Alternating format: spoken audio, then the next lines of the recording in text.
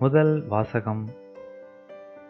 ஞானத்துக்கு அன்பர், ஆண்டவர்க்கும் அன்பர். சீராக்கின் ஞான நூலிலிருந்து வாசகம். அதிகாரம் 4, இறைவசனங்கள் 11 முதல் 19 முடிய.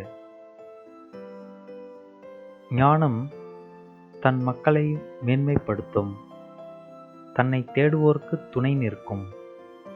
ஞானத்திற்கு அன்பர், வாழ்விற்கும் அன்பர். அதனை வைகறையிலேயே தேடுவோர் மகிழ்ச்சியால் நிரம்புவர். அதனை பற்றிக் கொள்வோர் மாட்சியை உரிமையாக்கிக் கொள்வர். அது செல்லும் இடமெல்லாம் ஆண்டவர் ஆசி வழங்குவார். அதற்கு பணி செய்வோர் தூய இறைவனுக்கே ஊழியம் புரிகின்றனர். ஞானத்துக்கு அன்பர், ஆண்டவர்க்கும் அன்பர். ஞானத்துக்கு பணிவோர் மக்களிடங்களுக்கு தீர்ப்பு வழங்குவர்.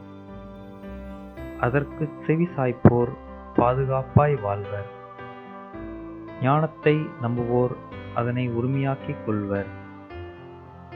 அவர்களுடைய வழிமரபினரும் அதனை உடைமையாக்கிக் கொள்வர்.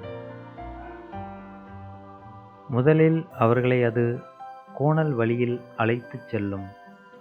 அவர்களுக்கு அச்ச நடுக்கத்தை வருவிக்கும். தனக்கு அவர்கள் மீது நம்பிக்கை ஏற்படும் வரை அவர்களை அது கண்டிக்கும், வதைக்கும். தன் நெறிமுறைகளால் அவர்களை சோதிக்கும். அது மீண்டும் அவர்களிடமே வந்து அவர்களை மகிழ்விக்கும். அவர்களுக்கு தன் இரகசியங்களை வெளிப்படுத்தும். அதை விட்டு அவர்கள் விலகிச் சென்றால் அவர்களை அது கைவிட்டுவிடும். அழிவுக்கு அவர்களை இட்டுச் செல்லும். இது ஆண்டவரின் அருள்வாக்கு. இறைவா, உமக்கு நன்றி. நற்செய்தி வாசகம்.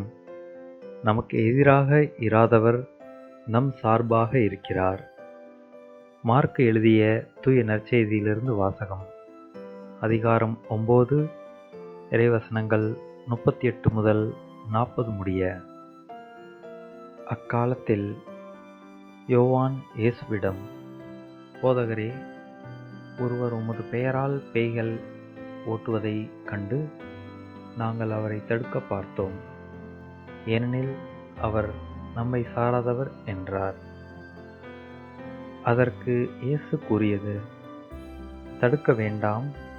ஏனெனில் என் பெயரால் வல்ல செயல் புரிபவர் அவ்வளவு எளிதாக என்னை குறித்து இகழ்ந்து பேச மாட்டார்.